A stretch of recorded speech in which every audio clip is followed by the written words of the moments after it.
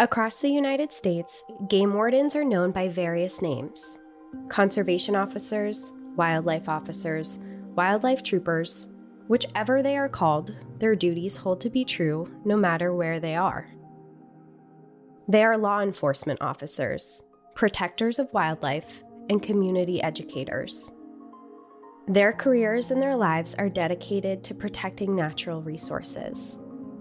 They are leading conservation seminars, holding educational seminars for locals, or arresting and putting charges forth on people who dare harm or desecrate these important and special places. You may find them in an office, a conference room, deep in the wild tundras, boating through thick swamps, or directing traffic around a herd of bison. They're people of many faces. Protecting wild species isn't important to everyone, and some people don't understand it at all. That's why, when Guy Bradley accepted a job as a game warden in the Everglades to protect birds, he accepted one of the most dangerous positions of all.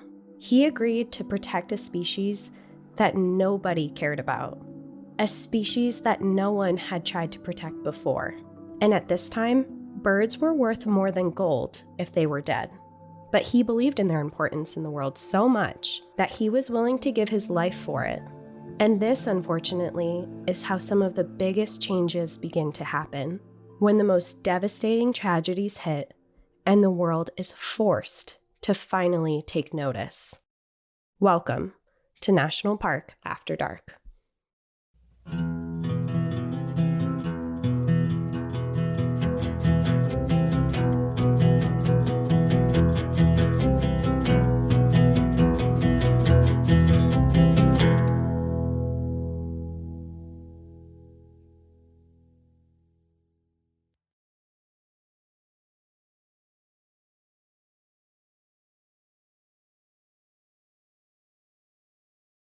I am so looking forward to this episode because it's screaming conservation. It sure is, and it's screaming some of the first conservation efforts that have ever happened inside of the United States before. God, I'm so excited. And you said birds. I have no idea where this is going, so I'm really stoked to hear it. It's funny because you would think, like when you did your conservation episode on wolves, it was obvious because you love wolves, you have a history with wolves and conservation with wolves. For me and birds don't get along. Like, birds have attacked me. There's literally like a target on me for birds, and I don't have anything against them in particular, except for the fact that if I'm out and there's birds out, like, they find me and like shat on me all the time. Like, it's a thing. I've never seen you get shit on by a bird, and I've been in areas with you where birds are present. Well, it has happened enough in my lifetime that I have considered myself a target.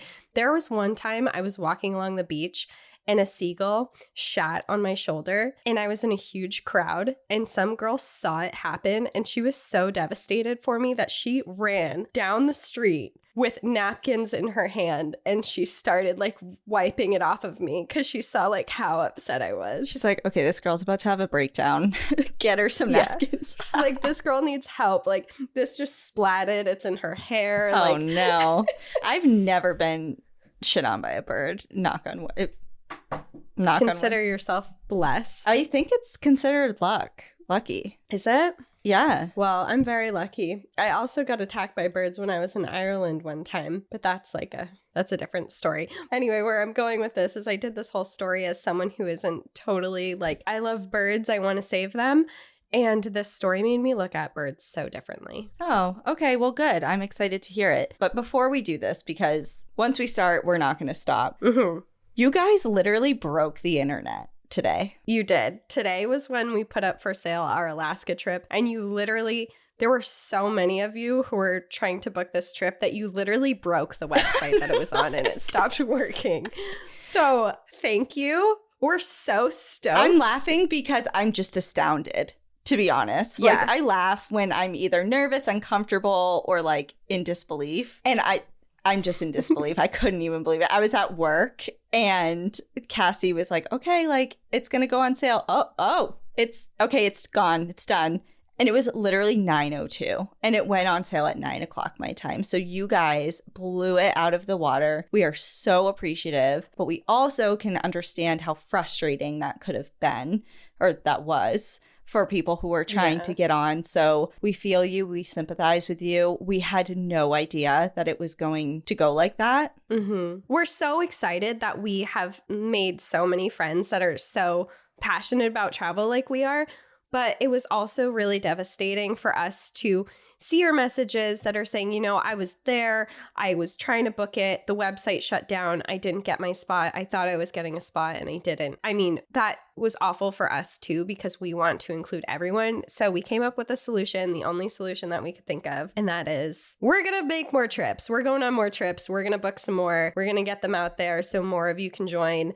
And when we're recording this, we're in the very first steps of it happening. So we don't have any announcements or dates or places or anything like that as of right now, but we will update you as they come. Yep. So it's a sacrifice that has to be made. Somebody has to travel, and why not? It's gonna be us. Why not all of us, you know? So that was just the one thing I wanted to say before we start going to the land of birds and the Everglades. So I think it is important to note too, if you want to be the first people to really get updated on when these trips are coming out, because these podcasts come out once or twice a week, Instagram is probably the best place because we post things as soon as it happens. Our Instagram is National Park After Dark. But if you don't have social media, if you go to our website, npadpodcast.com, and sign up for our newsletter, we're going to send out newsletters every time that we have a trip planned and let you know the dates that they're going to go on sale so you're not missing out. We don't want you to miss out just because you're not on social media. So sign up for the newsletter. We won't blow up your inbox with a bunch of random emails. Yep. It'll just be our monthly newsletter in this. Yeah, the newsletter. And then when we first figured out that we were doing the Alaska thing, we sent out an email separate from the newsletter to everyone that subscribed to it that had all of the details before it hit Instagram, before it hit the podcast itself. So that's truly the best way to get like the first glimpses. So yeah, sign up there and stay tuned for more trips because they're coming. They're coming. They're definitely coming.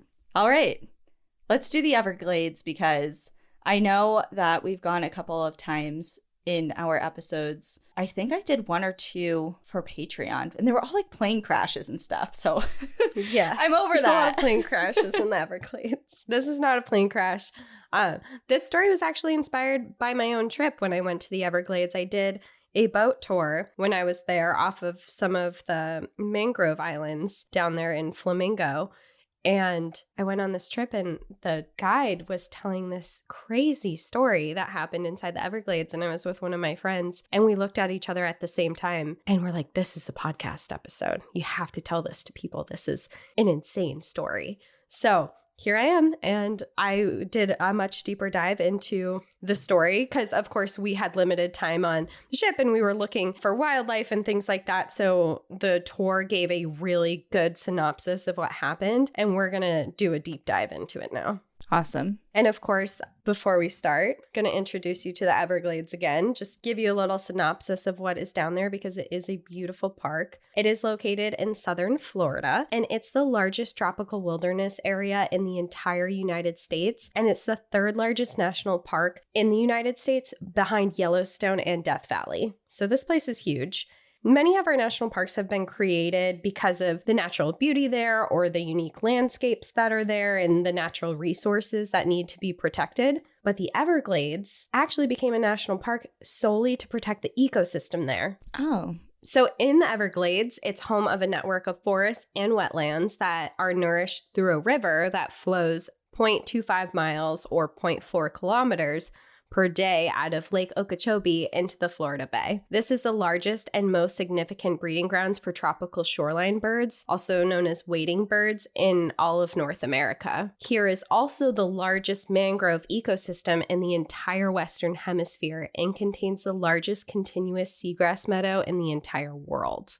That I do remember. Yeah, and when I was on the tour guide was saying that actually, I mean, the park is huge. If you look at a map, the park is massive, but even more of the park is actually in the water, which is really cool too, because a lot of it protects all these mangrove islands that are there, or islets that are there. The ecosystem that it's protecting is also a lot of threatened species. So there are 36 threatened species that live in the Everglades. Some of those include the Florida panther, the American crocodile, and the West Indian manatee. There's also 350 species of birds, 300 species of saltwater fish, 40 different species of mammals, and 50 species of reptiles. So there's just like a conglomerate of wildlife here. An extremely important plant species that thrives in the Everglades are the mangroves. And mangroves are a really cool plant because they're salt tolerant and they can survive and grow in saltwater conditions, which is something you don't see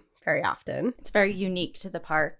It is. And they're cool. They're very cool to see, especially you see them, you don't see their roots or anything because everything's underwater. And it's just really interesting to see a tree that survives like that. Mm-hmm. And they also serve as a crucial part of protecting the areas from storm surges because they kind of hold the place to slow down the waves from hurricanes and tornadoes that come through there. And they protect the shoreline from erosion and they stabilize the coastline pretty much. In the Everglades, there are a couple different types of mangroves. There's the red mangrove, black mangrove, and white mangroves. But the most prevalent when you're down there that you'll see will be the red mangroves. Off of the coast of Everglades National Park and the surrounding areas is the 10,000 Islands. And this is basically a chain of mangrove islets that just are throughout the whole water. These serve as a primary home and ecosystem for significant marine life and coastal bird populations. This is an extremely important nesting area for thousands of birds. And why this is a place where they decide to nest is because there's limited predators here. Birds' biggest predators are typically raccoons that can get into their nesting areas and things like that in this area. Mm-hmm. But when they're out on these little mangrove islets, there's no raccoons out there. So they just have a natural protected area that they can flourish in. Yeah. And I mean, there are saltwater crocodiles that are over there. That actually reminds me, we got a couple comments I posted in the Everglades, saw some crocodiles, and people are like, oh, those aren't crocodiles, those are alligators. And fun fact, and I talked to the Park Service actually about this, a ranger down there, is in Flamingo, there's actually a lot of saltwater crocodiles down there, and that's where I was. So while alligators are more prevalent in the park, in Flamingo, it's saltwater crocodiles. So that's what you're seeing while you're down there. I don't enjoy that. I enjoy that for them. It's great, but I would not be up in there kayaking and stuff like you were, so. Yeah, I was kayaking and I was nervous, and I'm getting into the kayak, we pay for it. And the guy's just letting me jump in the kayak. And I'm like, okay, so is there anything I need to know? You know, like you go out into the woods and they're like, okay, carry bear spray. There's bears in this area, or there's mountain lions in this area. Walk in a group. I'm like, okay, so there's crocodiles here. Like anything I should know? He's like, yeah, just stay like 15 feet away from them. Casual. And then as soon as I'm getting in, I see a crocodile dive into the water towards me. And I was like, ah. You're fine. You lived. I lived. And also, he said it's literally totally fine. Like, they're very elusive of people and they don't want to be around you. And I'm sure anyone from Florida is like, you're literally fine. Yeah, like you're overreacting like, right now. Like, when you live somewhere where the biggest reptile is like a salamander. A salamander, yeah. Yeah, exactly. When you see a legit dinosaur swimming next to you. It's jarring. Yeah. It's very jarring. You've survived for a reason, and I'm not messing with you. Right. Back to the mangrove islets.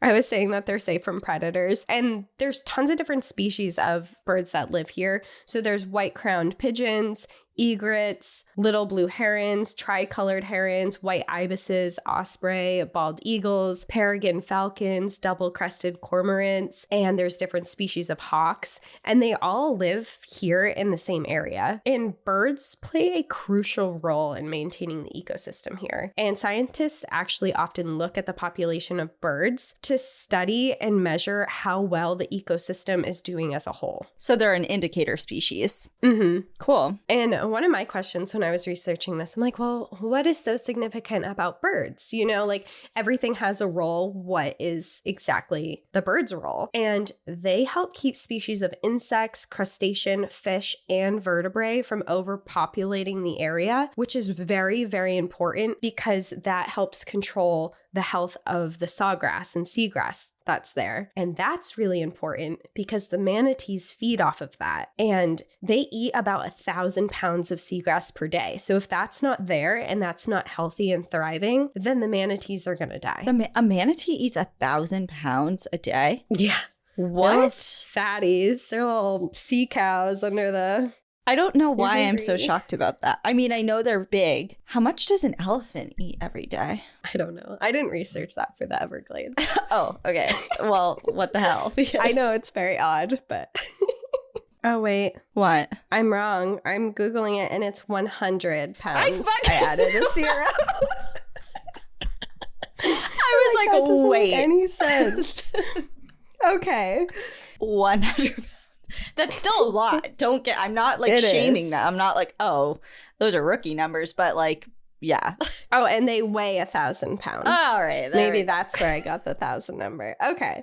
Okay. I'm like, you're making me second guess. And now I'm looking at it. Okay. So they're 1,000 pounds and they eat 100 pounds of seagrass per day, which is also still a lot of seagrass. And it's really important that the seagrass is thriving, and birds really help contribute to that, is where that whole thing was going. There was a time that the ecosystem here was extremely threatened, and when birds in this area were almost wiped out completely. And that's kind of the basis of where this whole entire story begins. Because in the late 1800s, the American feather trade was in full swing. This was a time where feathers and fashion were at its height. So in this time period, the more feathers that you had on your hat and your jackets, any item of clothing you had, it was worn as a symbol of status and wealth. And in turn, millions of birds across the US were being slaughtered for their feathers. More specifically, the plume trade was happening, and this was a collection of large feathers that were used for decorative purposes that came from birds like egrets, and a lot of these species that I mentioned are in the Everglades. In the year 1886, an ornithologist, which is someone who studies birds, by the name of Frank Chapman, he was from the American Museum of Natural History, decided that he wanted to study and see just how many people were using feathers as fashion, and he wanted to get a more measurable data of what was happening with this huge fashion trend that was going on essentially. So he decided that the best place to do this would be to head to the streets of Manhattan. Oh, yes. That's where fashion headquarters are, as I hear. Fashion capital. Yeah, as we know, because we walk down New York City. As I know, as Manhattan. I'm very into fashion. Literally wearing like sweatpants and... Yeah, I don't want to publicly announce what I'm wearing, but it's not fashionable. Yeah, so he decided that Manhattan was the place to go. It's wealthy, it's full of fashion. So he decided to walk down these bustling streets and just take note of everything that he saw. And he saw that there were birds everywhere. In the 2 strolls that he took, he saw 40 native species in the area. There were cardinals, blue jays, woodpeckers, orioles, sparrows, and robins, and their feathers flooded the streets. So these are birds that have, or these are feathers from these species that are on people's clothing. Yeah. Okay. So he's seeing all of these native species, but they're all dead. Okay. They're all on clothing. He also saw birds that weren't native to the area. He saw beautiful plumes of egrets, herons, and white ibises. And again, of course, none of these birds were alive. They all sat plucked and sewn onto the hats of over 700 women. In just 2 blocks? 2 strolls down the same street. Whoa. Mm-hmm. Wow. At 2 different times. Yeah. And this short stroll that he took ignited what would start the fight against the devastating effects of the American feather trade. By the time 1886 was over, 5 million birds were slaughtered, and Florida's Everglades were facing the real possibility of mass extinction of their beautiful plume birds. So that stroll that he took was essentially the first time anyone had really taken a look at what things were, and this started sparking a lot of different viewpoints of what was going on. And I won't go into it too much, but There ends up being this woman actually in Boston who is super high up. She is wealthy. She's someone who wears feathers herself. And she actually becomes one of the people who is one of the biggest advocates, along with Frank Chapman, and starts moving to get things made illegal, essentially. And she starts calling for her friends who are also super wealthy to stop doing this. And this is all happening in Boston. So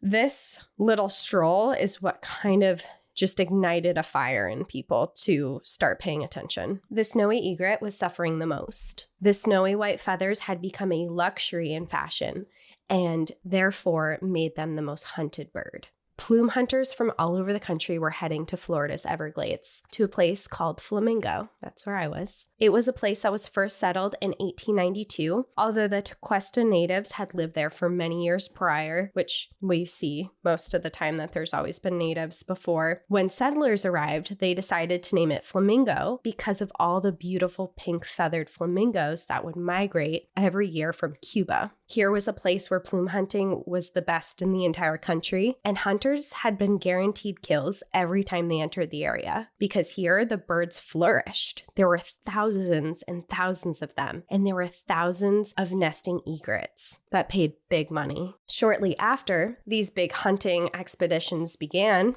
probably within a year, Flamingo, that got its name from all of the pink feathered flamingos, had to change the name, and they changed it to Mingo because all of the hunters had either scared off or killed all of the flamingos that came to the area. And they noticed very shortly after that they stopped migrating to Florida, to the point where it's actually still super rare to this day to see a flamingo in Flamingo, Florida. Really? Mm-hmm. You know what this reminds me of? What? The California state flag has a grizzly bear on it. Does it? Yeah. I've never noticed that. It has a grizzly bear on it. It's like their state mammal. And the last grizzly bear was hunted in the 1920s. I'm pretty sure. Don't quote me. But first half of the 19th century, they were all gone because we hunted them all to a local extinction. I knew that. I didn't know it was on the flag. Yeah. It's like the state mammal. It's on the flag. And yet we've killed them all. It's just so sad, you know? It's wicked sad. It's just... when you think back to it, it's like, oh, they used to flourish here. Right. And imagine, like, when I was in Flamingo, if I had seen flamingos there, that would have been really, really cool. Mm-hmm. And to know that they literally just don't go there anymore because it's not safe. And, you know, like, throughout generations and generations of birds, their instincts, their family, their older family has literally, like, it's been taught to every generation that you don't migrate here anymore. Well, it's altering migration patterns that have been obviously instilled for hundreds and hundreds of years. So that's wild. Just human influence and how it can alter things like that is so interesting to me. It's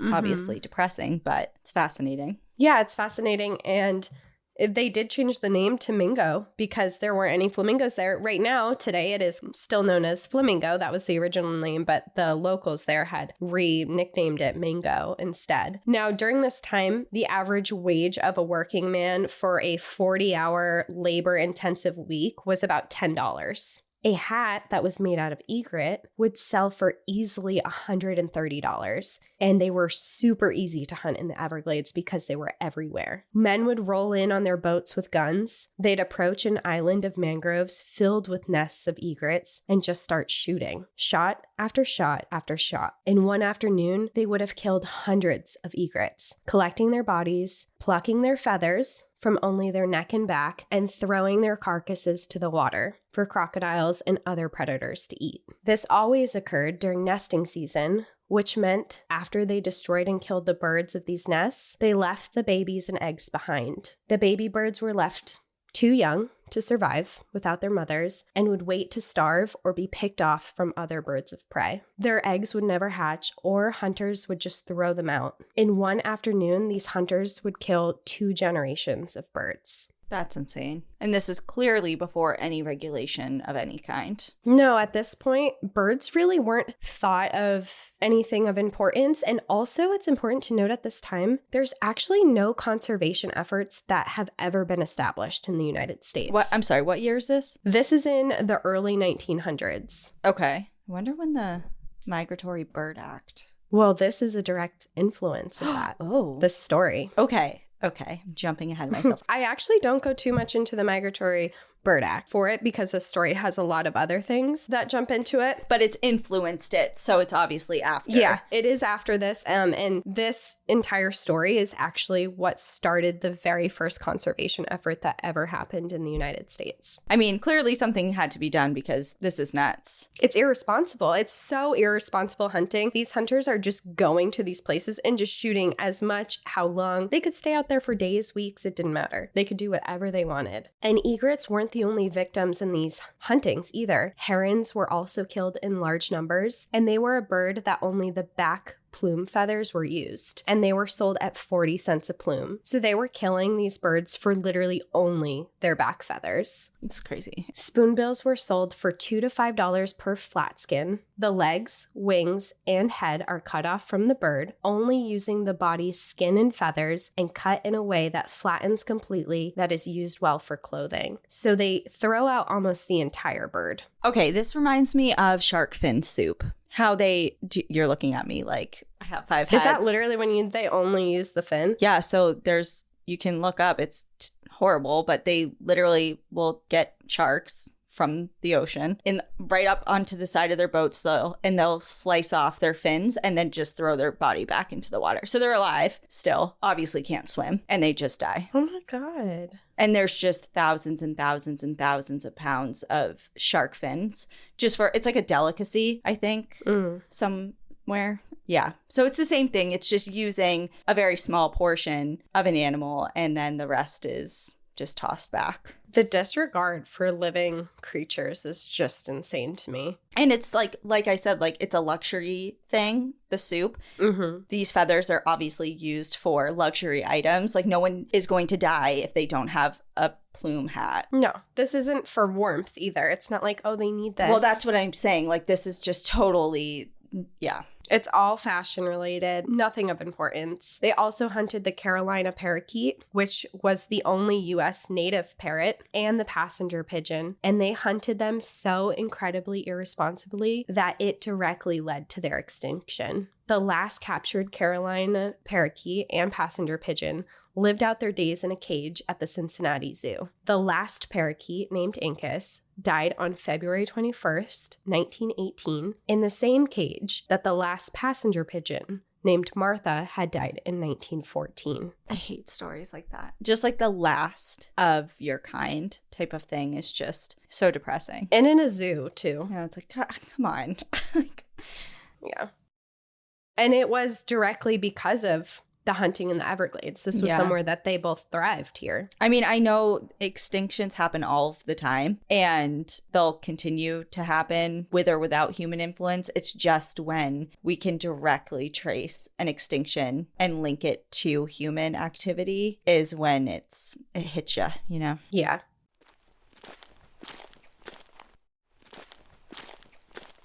By the 1890s, the amount of plumes in the Everglades had been decimated. Hunters entering the area were met with just the last survivors of the rookeries. Mangrove islets that once had hundreds of birds on them would now just have a handful. Hunters would observe empty nests with dead baby bird parts hanging out of them. An area where skies were filled with all different species were now empty. There was, however, at this point, a known rookery that hunters had never been able to reach before, and it was through a thick mangrove cluster. It was far, but it was rumored to still have hundreds of birds living there. They had heard from natives of this place's existence, somewhere no white settlers had ever been before. It would prove to be worth a fortune. In the past, this area had had no interest because it required traveling long distances. It would be an entire expedition, and there were egrets and herons everywhere that were so easy to get to. But now that there were almost none left, hunters became more interested, and they knew that they would have to bring days' worth of supplies. They would be out for possibly weeks to get here, but there was one person who was willing to do it.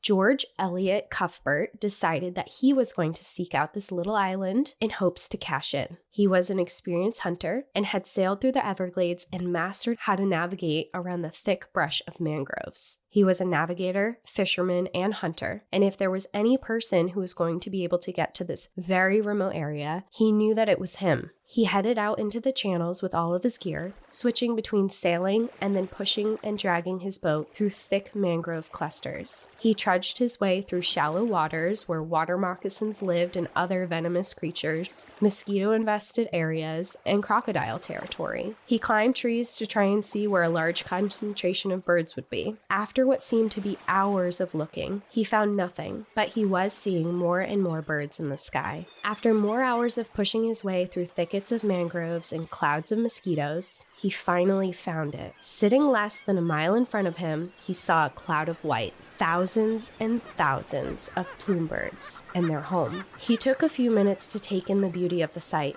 Thousands of birds flying in and out of the rookery. Noises filled the airs of wings flapping and birds calling. Every type of egret was here, herons and spoonbills. He had arrived here at the right time of season. It was mating and nesting season, the time where these birds' feathers were in full bloom and essential for selling them for the plume trade. It was also a time that made them the easiest to hunt. He knew that even if he shot at them, the birds would not leave their nests, as they had babies and eggs, and they would stay no matter what to protect it. He raised his weapon to his shoulder and fired. He watched as one egret fell from a tree. This attracted very little attention from the other birds, as it was loud with all of their noises anyway. He fired again and again and again. He fired for hours, killing hundreds and hundreds of birds. He skinned them and plucked them, took their feathers, and threw their carcasses out. When he left, it was almost silent, leaving just the baby birds to starve to death or to be discovered by birds of prey. His ship was filled with plume feathers, and he had just earned himself a small fortune of cash and left the last known healthy rookery almost completely demolished. When does this get better? Unfortunately, it doesn't until the end. Oh, okay. I was holding my breath for a second. Guess I won't. That is just like, I feel like, of course, we've gotten better about regulations and conservation efforts and understanding that you just can't do that. Mm-hmm. However, I feel like that internal greed that he must have been feeling when he saw that, he didn't see what you just described. He saw dollar signs. He didn't see I'm sure he was like, oh, this is pretty, but he didn't care. Or if he did, money trumped that. And I feel like that is still as prevalent today. However, there's just more hoops to jump through and more regulations in place. And I feel like a lot of that's just a big problem that I don't think we'll ever get rid of, is that, money rules everything. And there's always going to be people who don't care, like you said in the intro, that just they don't care about whatever it is, whether it's birds or sharks for shark fin soup or pangolins or anything. They just, the money's way more worth it than a couple hundred dead animals to them. But then times that and multiply that by however many people think that way, and we have a massive problem. Yeah, it's a devastating effect. And I think part of it, especially with birds, is that you don't necessarily think of birds as like a intelligent species, I guess. They're not... I feel like people just don't sympathize with them as much because they're elusive. You can't go touch a bird. They're pretty out of the way. I mean, they shit on you sometimes. It's not like when you're seeing a wild panther and I mean, these species are also, maybe that's not true because these are also super hunted, but I feel like there's just something different about going out and killing a bird where a lot of people are like, it's just a bird, and they don't see the major effects that it's happening, which I think is obvious here. And maybe definitely this time, people didn't know why birds were important either. Yeah, right. Well, that's still something like when you say, save the polar bears. People are like, oh my God, yes, save the polar bears, which this goes without saying. Every animal that is facing an endangered status or, threatened for extinction is worthy. However, there are animals that obviously draw more attention and elicit more empathy, like a polar bear, versus save the pangolins. People are like, what the hell is a pangolin and why? And then it's like, well, it's actually one of the most endangered species in the world. And it's one of the most illegally trafficked animals in the world. And people are still kind of like, yeah, but save the polar bears. You know what I'm saying? It's like, I get that. Yeah. There's definitely certain species that tug at heartstrings a lot more. And I think like polar bears. Yeah, because you ever seen a little baby polar bear and then you see a pangolin, which are still very cute, but then you're like, okay, it's like an anteater. I mean, and if you look at an egret, you're not going to be like, oh, that's so cute. Like, you know, like you're not going to want to like snuggle it, and you're not going to have a stuffed animal at home that you grew up with that looked like it, you know? So it's definitely different. Yep. Bird people are screaming like, they are important, at us and we right agree. now. They're super important. And I learned that a lot from my research in this. Yeah. And I also actually learned it a lot from just when I was in the Everglades. You know, on the cruise that we took, going through these mangrove islets, there were so many birds, and just watching them flying, and their feathers are so pretty, and they're just so different than what I'm used to up in New England. Not that there aren't cool birds here, but I mean, they make the whole area. If those birds weren't there, what would I be looking at? Well, I was just going to ask you, like, imagine the experience you just had, but take away any bird calls, any signs of birds, any sights of birds. Yeah. And then, like, it just seems empty. And it was so fun to like go through and look in, and you would see different birds. Like, it was every single mangrove islet we went to was like, oh, what birds do you see? And I would be like, oh, there's a heron over there. There's an egret, a white ibis. Like, and you're just looking at all of them. And it just made it such a more magical experience to see so much wildlife out there. And it definitely made the experience for me. So I have a totally different view of birds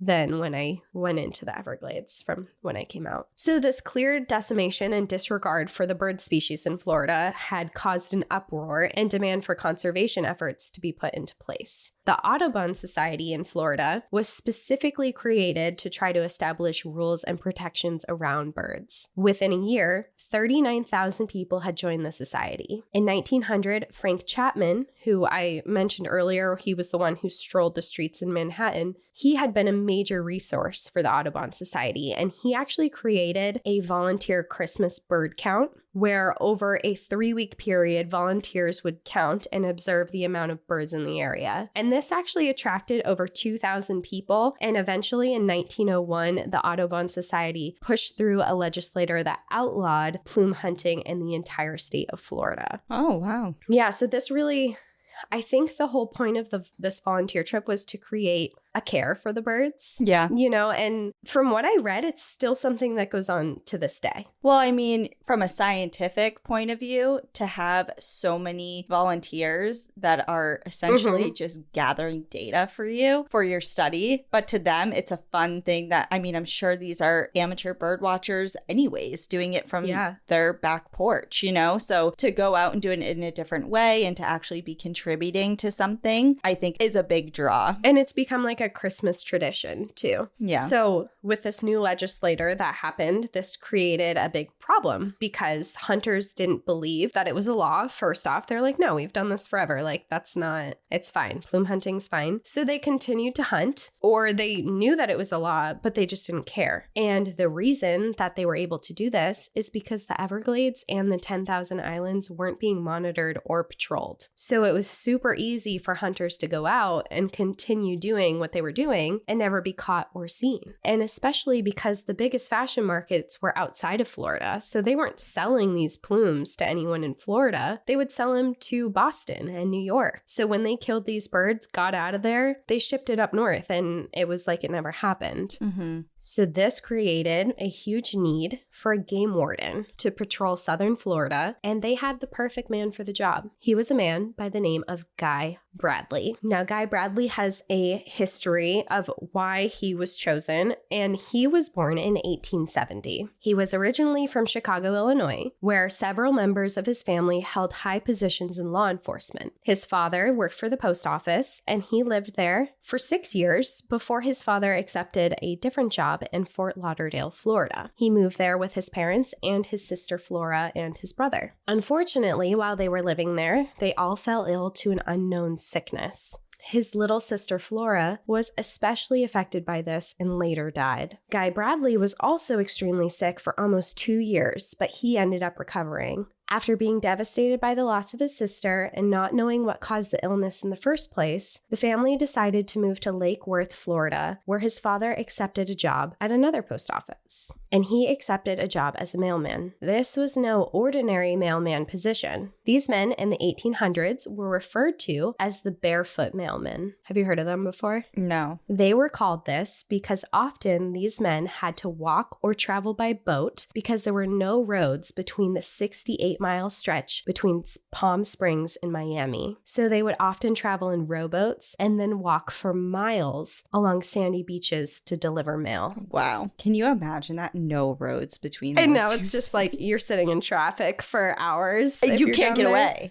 Yeah. It's a lot quieter back in the late 1800s. Guy's father had accepted a route that was about 136 miles long, which was from Palm Beach to Miami, and it would take him about 6 days each trip. Guy's father had accepted the position after the man before him's clothing and all his belongings had been washed up on an inlet, but him and his boat were nowhere to be found. It was assumed that he drowned or he was eaten by an alligator or shark, but his body was never recovered. So his father's like, oh, good.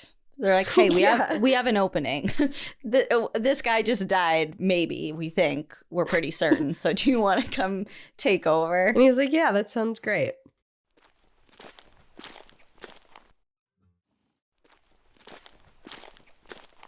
In 1885, at 15 years old, Guy joined a noted plume hunter named Jean Chevalier on a trip off of Key West to go plume hunting. This was his first time plume hunting, but he was very familiar with the practice and was excited to get to go out and experience it for himself. This was a trip out with the guys. He's 15, he's a teenager, and at this time was the same time that plume feathers were worth more than gold. And for 15-year-old Guy, this was a real opportunity to make money that he had never experienced before. And this wasn't just any expedition. He was joining this experienced hunter for several weeks, and they knew that they were going to come back with a lot of birds. Sailing through the beautiful waters, they approached islets of mangroves. The skies were filled with so many species of birds: herons, egrets, white ibises. They filled the water in their nests, and they filled the trees. It was noisy and lively, and something that Guy had never seen before. It was beautiful, and it was incredible. He watched these majestic animals fly overhead, and then Jean pulled out a gun and let out a single shot.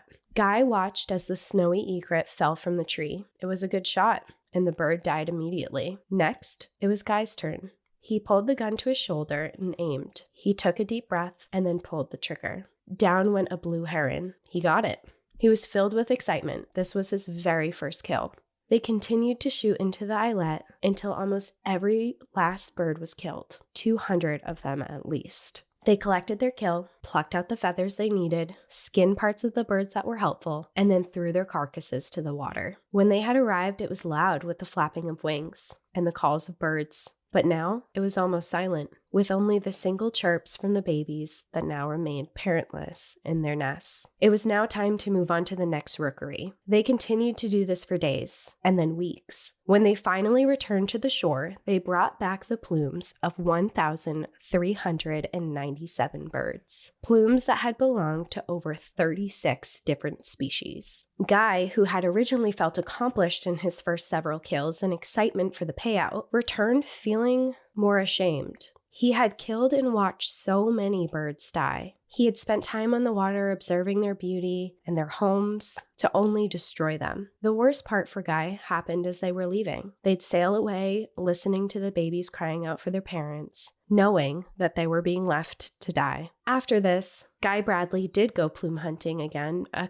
few more times. The money was too good to pass on, but he never felt good about what he was doing, and eventually, he decided to stop entirely. Eventually, in the year 1900, Guy's father was offered a position as the first postman of Flamingo, Florida post office. Their whole family decided to move to the coastal area, and this was a place that was full of the plume hunters. The men here were described as wild. They were rugged Florida men who were armed and significant hunters. Guy was very different from them. He was pleasant and quiet, and he had his own views about plume hunting now. Despite this, however, he got along with the people, and he made a lot of friends. Even though, when he moved to Flamingo, he was very vocal about his opposition of plume hunting now. Many of the men he was talking to were his friends, and people he had gone plume hunting with in the past. But now Guy saw it for the cruelty that it was, and he was not afraid to let his opinion be known. And that's why, in 1901, when the Audubon Society pushed through the bill outlawing the trade of wildlife in the state of Florida and plume hunting as a whole, they knew that Guy Bradley would be best suited for the job position of the first game warden to ever serve in the Flamingo area. Guy Bradley now had a wife and kids, and when they sent him the job offer, they offered him a salary of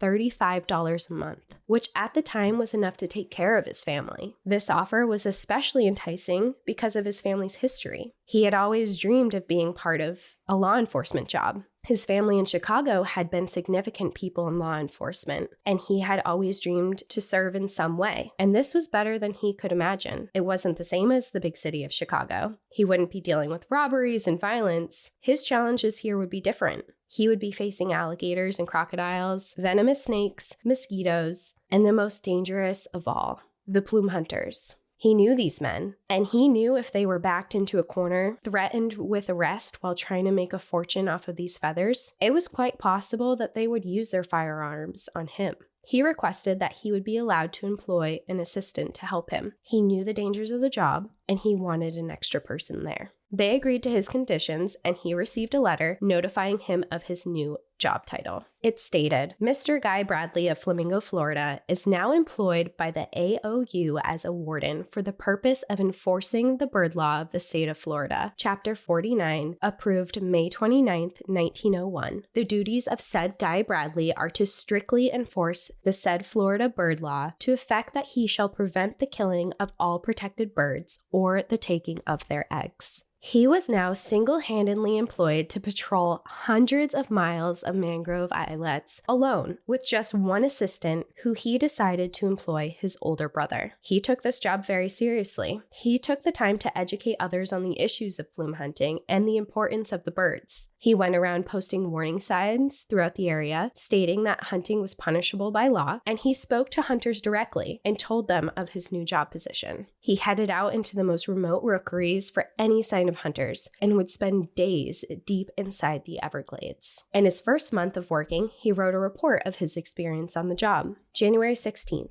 Went out to see what someone was shooting and found some hunters shooting alligators for their skins. That day, he had cautiously approached, knowing it would not be best to scare a group of men with guns, and decided to question them. Although shooting the alligators was not illegal, often plume hunters disguised themselves as alligator hunters. January 24th to 25th. Visited Alligator Lake and its rookery. I found wood ibises getting ready to lay, also plenty of egrets feeding in the marsh. I narrowly escaped being bitten by a large cottonmouth moccasin. January 26th to 27th. Visited Sandy Key and East Cape Sable, also egret feeding grounds. Found signs of hunters, but no one was there. Posted warning signs. January 29th. Heard a lot of shooting in the bay and tried to catch a boat that was leaving one of the cormorant rookeries, but the wind picked up and they got away. Outside of his reports, though, tensions were rising with surrounding citizens and Guy. Each member of the Bradley family owned a piece of land along the Flamingo waterfront. Next to their land was owned by a family by the name of Maggie and Bill Burton, and next to them was Captain Smith's claim to land. The Burtons had believed that the Smiths were using part of their land and employed a surveyor to prove that it was theirs. The surveyor happened to be Guy Bradley, and he found that Captain Smith had been indeed using their property unlawfully, and the Burtons decided to bring in a lawyer and brought him to court, where they won the case.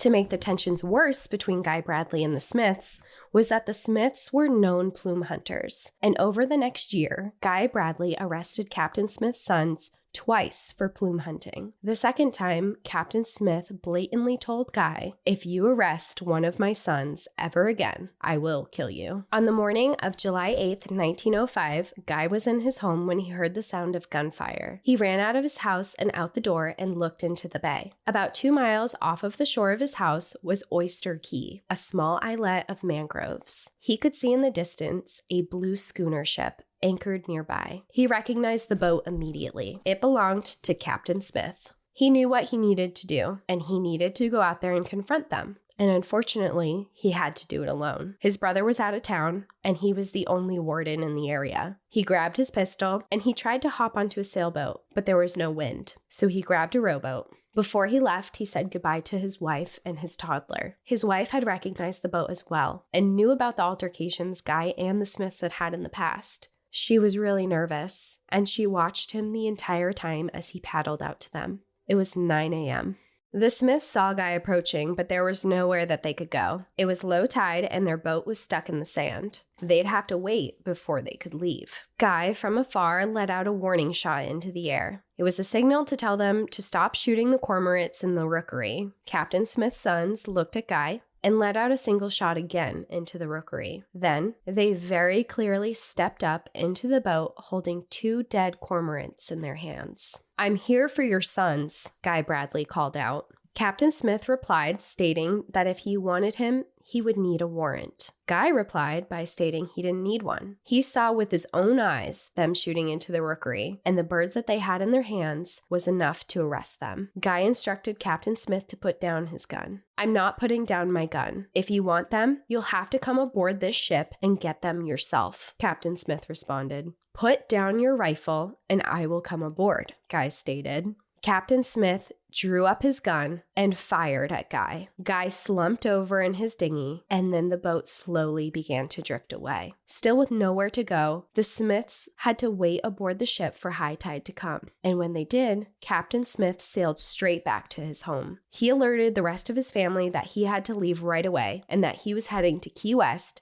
to turn himself in for killing Guy Bradley. When Guy didn't return home that night, his wife knew something was very wrong. It wasn't uncommon for him to be gone for days at a time with his job, but where he went was only 2 miles away, and he should have made it back. The following morning, he still didn't show. She called a friend of Guy's named Gene Roberts to let him know what had happened and told him that Guy had been heading out to arrest Captain Smith. Immediately concerned, they began a search party. Gene was a friend, and he was also occasionally an assistant to Guy as a deputy, and he knew the waters well. He knew that if Guy had been in Oyster Key and had run into any trouble, his boat would have drifted west somewhere near East Cape Sable. After about an hour of searching, Gene spotted Guy's boat drifting aimlessly in the water. Immediately, he recognized that this was not a good sign. As he got closer to the boat, he saw still no signs of life. Finally, he caught up with the craft. When he looked inside, he saw Guy laying in the bottom of the boat, and he was dead. A gunshot had ripped through his body, and his revolver lay beside him. Gene quickly turned around and headed back to Flamingo to get help. He dreaded bringing back the news of Guy's death, and first went and found a friend of his, who was also a friend of Guy's. Then he grabbed a coroner and headed back out to where they had found him. Upon inspection, they found that the bullet had gone through his collarbone and to his back, shattering 2 of his vertebrae. When they got out there, they found some boards and began to build a coffin for him. They decided that they were going to bury him on East Cape Sable. It was a serene and beautiful spot. It was isolated and untouched, and they decided this is where Guy would have wanted to be buried. So they dug a hole and they lowered him down into it.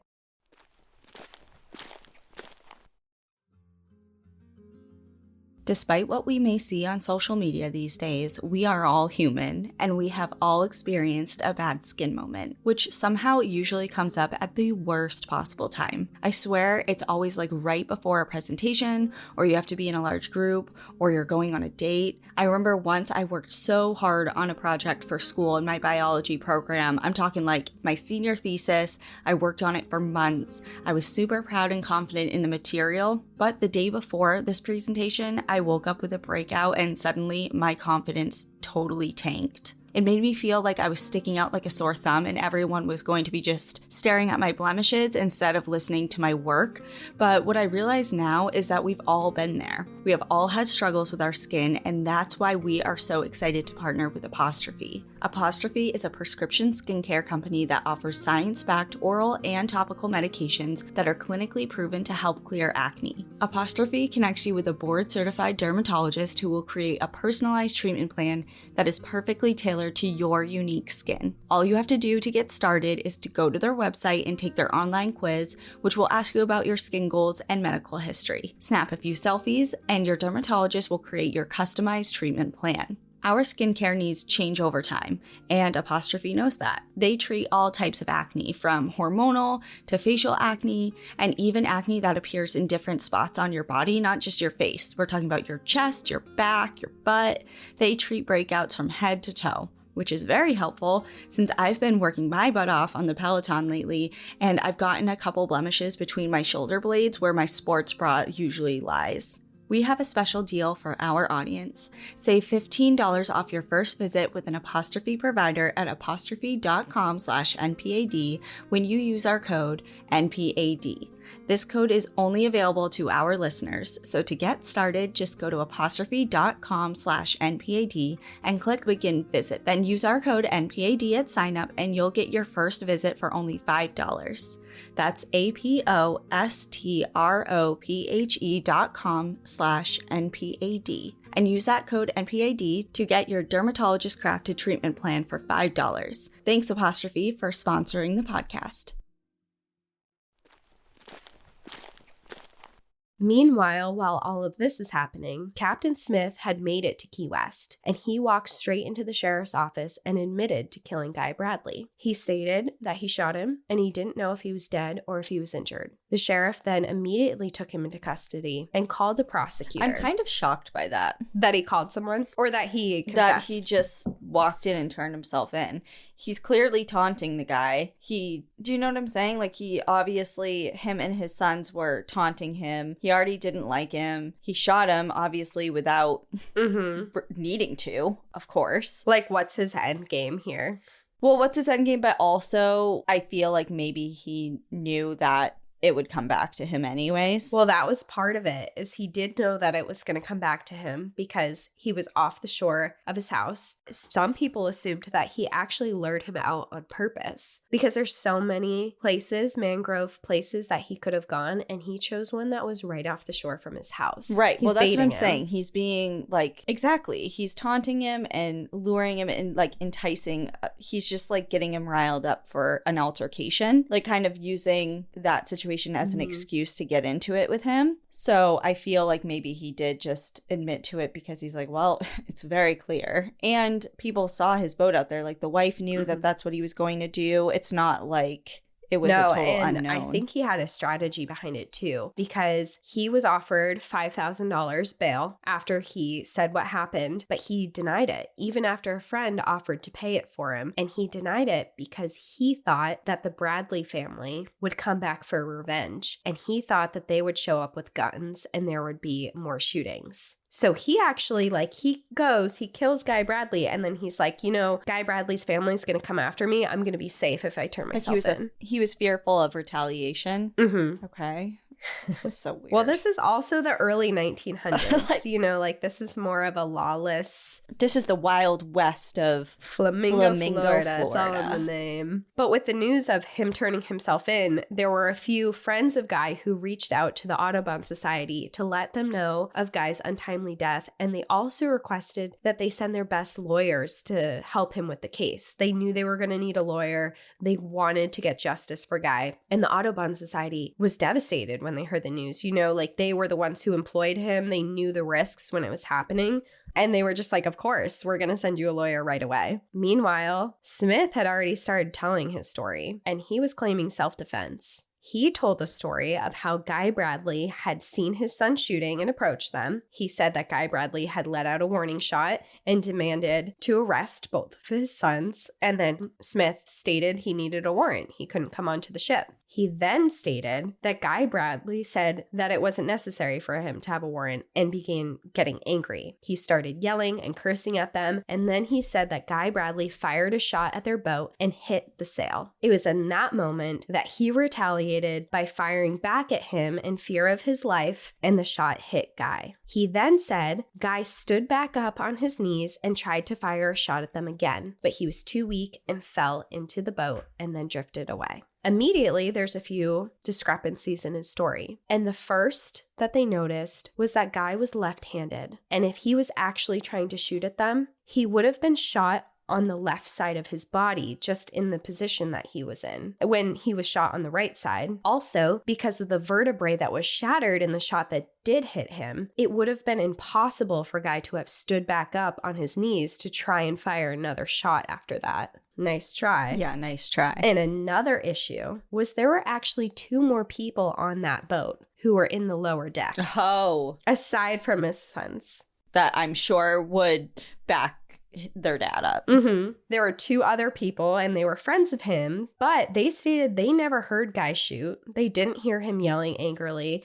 And they also stated and told the police that Smith had previously threatened to kill Guy if he had ever tried to arrest his sons again. So his friends kind of threw him under the bus. He's like, I'm not part of this. I didn't hear that story. And of course, his sons, like you said, backed him 100%. They're like, yeah, that's what happened. But the other guys on the ship were like, no, that's not what happened. Well, and the evidence isn't lining up anyway, like the forensics of it and all that. Like do you know, was there a shot in the sail? Well, that's a really good point too, because that comes up in evidence of what's going on. So Captain Smith, he is telling his story and that it's self-defense. And he actually convinced a very prominent person that it was self-defense. And that was actually the senator in the area, and that's Senator Harris. News travels really fast of Guy's murder. And there were articles published in papers of what had happened all over the country as far north as New York. People were outraged at his murder as he was the very first martyr for the cause to save birds. And at this point, people were really rallying around birds. People called for the deepest punishment to be given to Smith. Friends of Guy retaliated against him just like he thought they would. And they went to his house and they burned it down. Oh my God. Mm-hmm. And they also stole his most prized possession, which at the time was his horse. When the time came to file an indictment against Smith, he stated again that he was using self-defense. And he also had the senator on his side now. He also stated that Guy was enforcing a law that no one in Florida took seriously and no one believed in anyway. He stated that he was only protecting his sons against a law that he didn't believe in and against unlawful arrest, which is what he believed he was doing. Okay, that's a make-believe land in your mind. It's a law for a reason. You would think, but in the state of Florida, he was right. People did not care about this law. Okay, but it's still a law. I don't understand. And that is where things get really dicey here, because the prosecutor of this case, the person who is supposed to be fighting for Guy Bradley, puts in almost no effort to get an indictment on Captain Smith. In fact, he only calls one witness and barely has an argument for why Smith should be indicted. The prosecutor didn't call for the supposed bullet hole that Smith had claimed was left in the mass after the guy fired or shot, or any further investigations into the claims at all. So they didn't allow any type of conversation for any type of checking into evidence or validating his story at all. So when it came down to it, they decided not to indict Smith on any charges at all. So there wasn't a trial, there wasn't anything. He was just sent off to be a free man. This is nuts.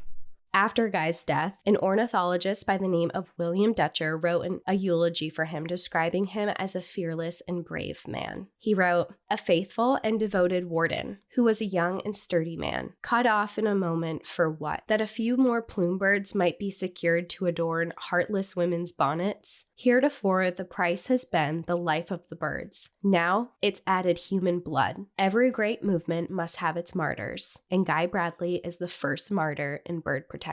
A monument was donated by the Audubon Society and put with his gravestone that read, Guy M. Bradley, 1870 to 1905, faithful unto death. As Game Warden of Monroe County, he gave his life for the cause to which he was pledged. After his death, they were not able to employ a new warden, and the lawlessness and destroying of rookeries continued. Duties of protecting birds lay in people's hands that were not necessarily employed to monitor that. In 1908, a deputy sheriff went missing, and his boat was weighted down, sunk with bloody clothes, with marks that looked like it came from an axe. It was suspected that he had been patrolling the waters and was killed by poachers, but his body was never found. Later, that same year, an employee of the Audubon Society was shot and killed by poachers while out in the waters. These deaths and the outcry of the people against Guy Bradley's death, with no conviction, sparked a New York legislator to pass the Audubon Plumage Act, outlining the plume trade, and soon after, all the other states followed. With this, the fashion craze for bird feathers started to fade away, and the demand for plume feathers diminished.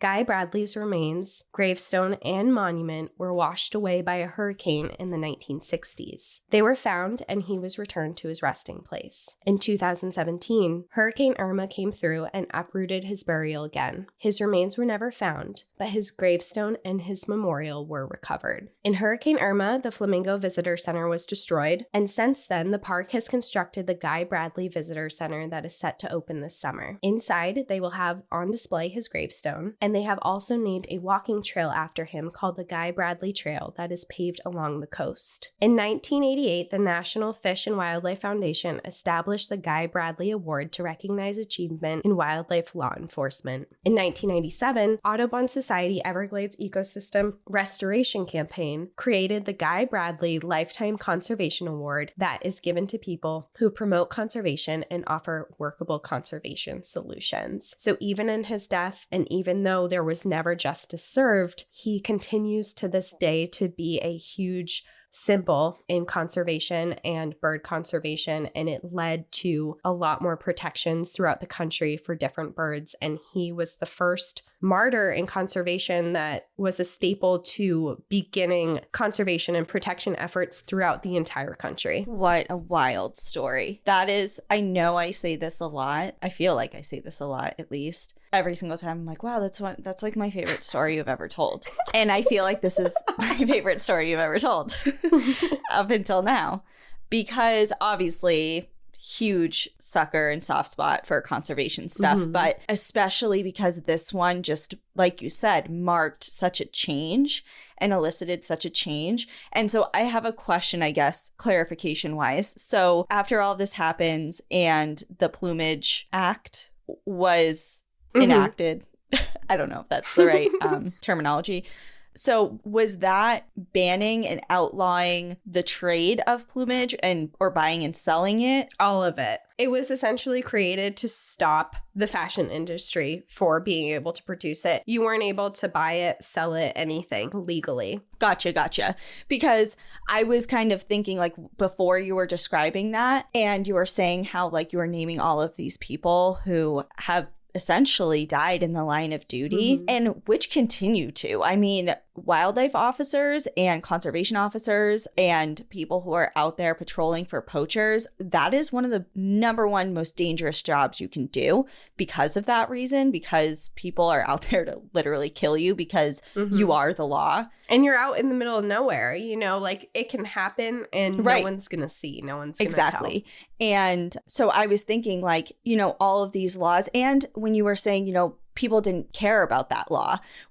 And I was like, but it's a law, you know, and most people are like, yeah, so, you know, and so having people, like individuals out there, while it is so admirable and so important, and also that laws are changing, which is also very, very important. The most important thing, as far as in my mind, at stopping things like this, whether it be the plumage trade or whatever illegal wildlife trade there is, the only reason that is still happening is because there's a demand for it. It's being bought. So what? It's being bought. There's a demand for it. And so same thing with like different types of, I mean, I don't want to go down the fur road or anything like that. Or like ivory. Yeah, like there are uses for fur and things like that. And there are different cultures that value that as far as part of their heritage and culture and things like that. But perfect example, ivory, you know, and it's like we're going as far as, you know, spray painting rhino horns and chopping off or sedating elephants, chopping off their tusks and burning them just to save the elephant. And it's like, if people stopped buying this shit, there would be no reason for that. Like the demand would dry up and there wouldn't be so many people risking their lives, you know, it would be worthless. And it's just like, I really hope that we see a change in that. Just like, I mean, when's the last time you saw someone walking down the street of New York with feathers in their hair? Yeah. Real or fake. You know what I'm saying? It's like same thing with fur coats. They're like a vintage thing. I'll see them at vintage shops and stuff, but like, and maybe it's just in the United States and it could be something somewhere else, but like it is not nearly as prevalent as it was even 50 years ago, you know? So it's just like, the tides will change once we stop demanding it. And I think that the whole bird thing, like you said, how maybe it wasn't as cared about, people woke up to that. Yeah. I think that there's disconnect sometimes between what you're buying and how it gets to where you are. You know, there's such a disconnect where,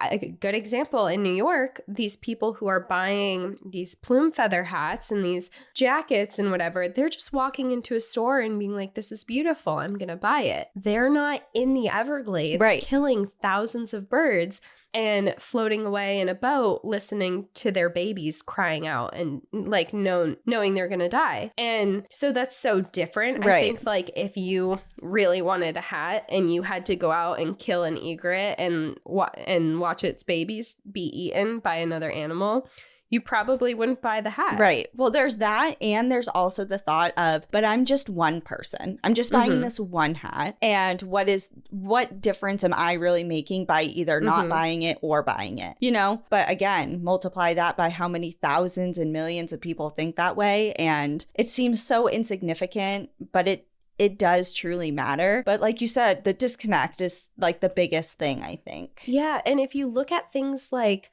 McDonald's, right? So there have been so many people who have decided to become vegan or have decided to become vegetarian. And it has made such an impact that you can now buy vegetarian burgers and you can now do that. And that's a direct reflection of being like, I'm one person and I'm not eating meat. So and it's making less of a market. So they had to add it. And it's things like, it's same thing with almond milk and things like that. And I think the point about that too is like, I mean, everyone live their lives and do whatever. Like, it's just an example, but like McDonald's isn't going anywhere. No. But they're adapting. They're adapting to the change. So when you are literally voting with your dollars, with anything, with what you support, what you buy, who you pay, everything. And money rules everything around me. Literally. Not that we're condoning McDonald's either, by the way, just because McDonald's is probably one of the worst causes in like rainforest deforestation and stuff. So like definitely not being like... I mean, I've had some McFlurries in my day. Yeah, they're French fries. I'm not going to say I haven't eaten them because... The point being, not trying to single any sort of like specific like meat industry, fur industry, whatever industry, or specific brand or restaurant or whatever the hell it is. It's the point being, you're voting with your dollars and you support whatever that is that you're paying for, whether or not you know the implications, whether or not you're going out there and killing egrets or whatever the hell it is. Just having a little more thought about that can make all the difference. Well, it's like blood diamonds. People started making lab diamonds because people were like, I'm not buying these anymore. Like someone had to die and go through all this stuff so I could have a ring on my finger. So people are buying lab diamonds or alternative options. And that all happened because one person and another person and another person decided, I'm not supporting this. I'm not putting my money into this. So they had to adapt and change. Exactly. Oh, this is my favorite topic. I love this so much. And I think the class that really changed my mind or at least opened my eyes to this was a class I took in college called Food, Health, and the Environment. And it was just basically how everything is interconnected and how you're voting with your dollar and how it affects the environment and things like that. So that was more specifically with the food industry and factory farming and things like that. But that lesson has stayed with me with everything, you know, and I don't want to see animals killed for their fur, so I don't wear fur. It's like pretty easy, kind of like 1 + 1 = 2. But sometimes it's just so much more difficult to decipher. Like, you know, you walk by K Jewelers and you see a bright, sparkly diamond. You're not thinking, where did it come from? Children, in mining situations and horrible conditions. Like, it's not as clear sometimes. Well, it's also like sometimes you like genuinely have no idea where things are coming from when you think of like labor factories. Oh, God, no. And there's just like, I guess the takeaway here is to just like spend, even if it's just for a handful of things in your life, just spend more time researching where it comes from and how you could get what you need in a sustainable way. Yeah. Yeah. Absolutely. I mean, we can all make that one simple change, even if it's for one thing. Yeah. exactly. That's everyone's homework. Go find an everyday product that you use and find a way to sustainably buy it. So can I say one more thing? Yes, of course you can. Okay, so this is not related to birds.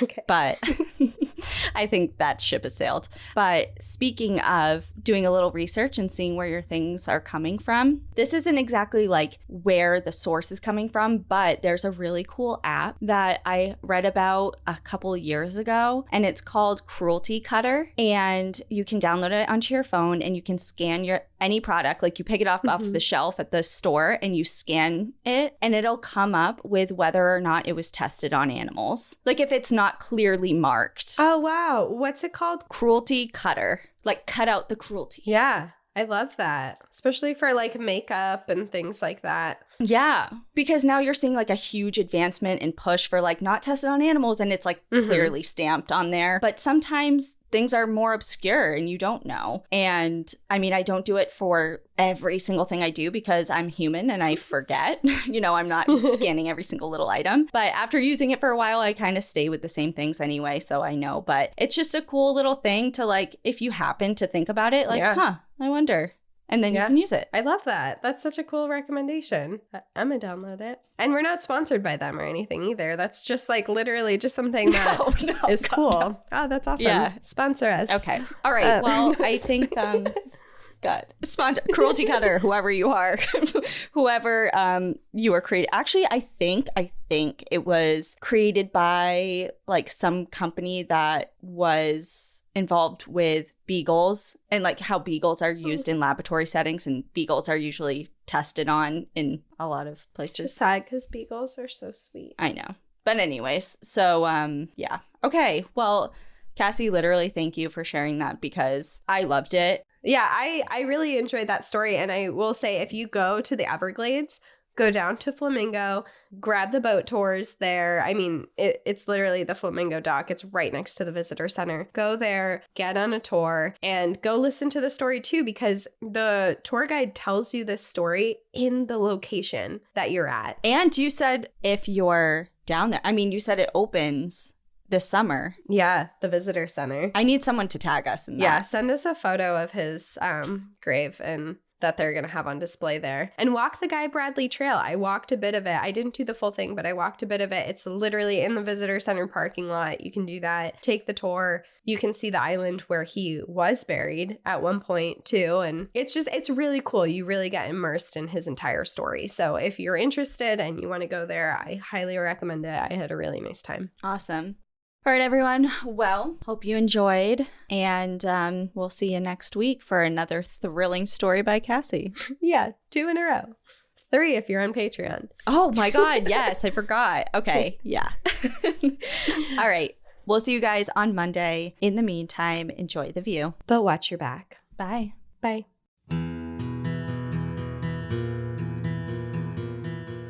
Thank you for joining us again this week. If you have a trail tale you'd like to share, send us an email at npadstories@gmail.com. Follow us on Instagram and Facebook at National Park After Dark and on Twitter at NPAD Podcast. Become an outsider by joining our Patreon, where you'll gain access to monthly bonus stories and exclusive content.